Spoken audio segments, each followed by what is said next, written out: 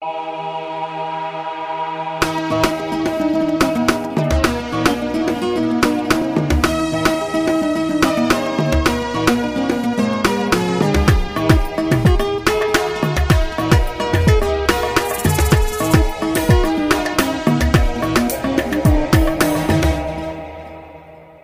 da kika so na Hafsat sai na cika dogore na gashi za na aure Hafsat ba mai damun royi na. Ina saki Hafsat, ina saki Hafsat ba mai raba ni da Hafsat.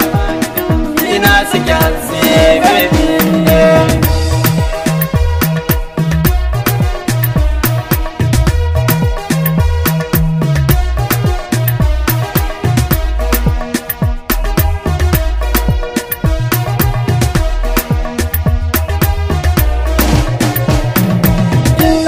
Na da nematin rayuwa na Sami shi na cikon buri na cikin zuciya na ga shikin shiga farko kin shiga cikin jikina kin yi mamar na narke a cikin kogin ƙauna sanadin sake Hafsat soye mana rana har so aure kuma auren ƙauna.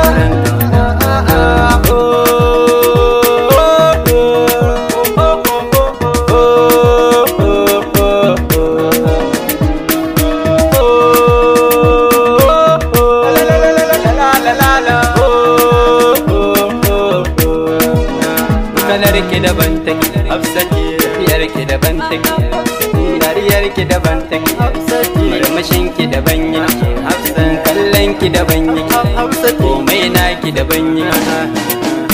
Tunda kika so na Hafsat sai na cika dogore na gashi za na aure Hafsat ba mai damun rohi na. Ina saki Hafsat, ina saki Hafsat ba mai raba ni da Hafsat. Ina saki Hafsat baby. Wani zai kushe ni zane baki, wani zai kushe ni zane baki, wani karkatar wani karkira, wani karkatar wani karkira. Akali na gani ne ba kuma zan aure ne ba kuma zan aure. A kwana a tashi ke zaki mana kere ki a gidana Uwar yaya na uwar yaya ke ne zan nuna nuna inda kin mana rana, inda kin mana rana sai na nuna na nuna na ce. Kika so na Hafsat sai na cika dogore na gashi za na aure Hafsat ba mai damun rohi na. Ina saki Hafsat, ina saki Hafsat ba mai raba ni da Hafsat. Ina saki Hafsat baby. Ka samu mace wacce za ta rike ka amana, kuma ki samu miji wanda za ya rike ki amana, ba tarin dukiya ne da dukiya ne jin daɗi, ba kyan sura ko kyan jiki ne riba. Mace mai addini kuma mai tarbiyya ita ce kyakkyawa ashe ne dace har ina cewa